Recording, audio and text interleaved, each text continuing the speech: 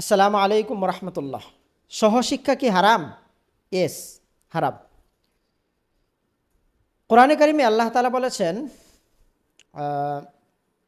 আয়াতটা হচ্ছে ওয়ালা তাকরাবুজ জিনা ইন্নাহু কানা ফাহিশা, যে তোমরা জিনার দ্বারে কাছেও যেও না, কারণ এটা হচ্ছে অশ্লীল কাজ।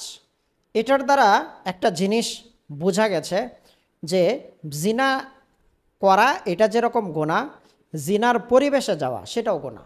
ঠিক তেমনিভাবে যেই পরিবেশে গেলে গুনাহ হবে সেই পরিবেশে যাওয়ার সুযোগ ইসলামে দেয় নাই। সহশিক্ষা মানে কি? নারী পুরুষ যুবক যুবতী একসাথে পড়াশোনা করবে, সেক্ষেত্রে কি হবে? একজন আরেকজনকে দেখবে, গুনাহ হবে। সব জায়গায় ক্লাসে একজন আরেকজনের সাথে, সব জায়গায় একসাথে, সেখান থেকে পরকীয়ার মতো ঘটনা এবং সেই জায়গা থেকে অনেক ধরনের ধর্ষণ বা বিভিন্ন জিনিসের মতো ঘটনা ঘটে থাকে।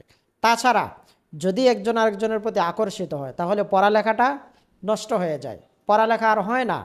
কারণ সে যখন পড়তে বসবে, মনোযোগ দিয়ে যখন পড়তে যাবে, মনোযোগ আর পড়ার ভিতরে থাকবে না, সেই মনোযোগ চলে যাবে বিপরীত বস্তুর দিকে।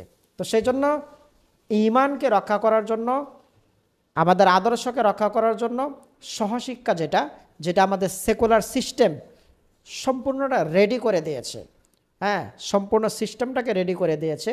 এটা আসলেও সেকুলার পন্থারই একটা নীতি, যেন নারী পুরুষকে একসাথে দিয়ে তাদের কৃষ্টি কালচার ইসলামী সভ্যতা সব কিছুকে ধ্বংস করে দেওয়া যায়। এই জন্য এই সিস্টেম রেডি করা।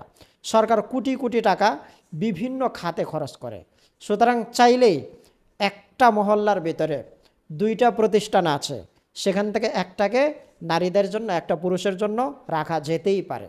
সো সেকুলার সিস্টেমটাই হচ্ছে এরকম, নারী পুরুষের ভিতরে একসাথে করে নারীদেরকে ভোগ করার একটা ষড়যন্ত্র করা। সো আপনি সিদ্ধান্ত নেন, আপনার মেয়ে বা আপনার ছেলেকে আপনি কি করবেন না করবেন, অভিভাবক হিসাবে আপনার দায়িত্ব। এবং অবশ্যই আল্লাহ তাআলার সামনে আপনাকে জবাবদিহি করতে হবে।